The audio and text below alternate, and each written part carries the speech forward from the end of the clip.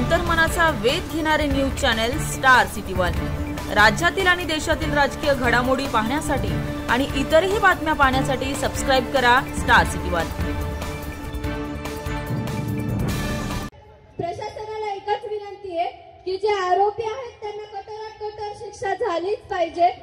हात दिली लेकीने आणि संख्या आणि लाखोने आज ही परिस्थिती झाली आहे, कारण की जो आज आपल्याला अन्याय झालाय तो दूर करायचा, त्या न्यायाकडे जायचंय, त्यासाठी कोणाचा जीव गमवावा लागत असेल याबाबत दुःखद कोणतीच गोष्ट नाहीये।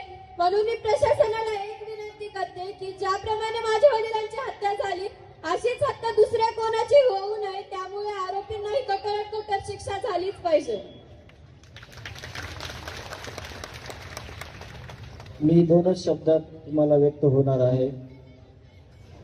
पाठीमागे पोलीस प्रशासनातील सगळे लोक आहेत, इथं पण आहेत, त्यांना माझी एक विनंती आहे, हे जे घटनाक्रम झालाय सगळा, कालपर्यंत जे आरोपी अटक झाले त्या एका आरोपीवर 10, 15, 20, 25 गुन्हे, कुठलीच कारवाई त्यांच्यावर नाही घडली। त्यांना सगळं अभय झालं। अभय होतं का खरंच?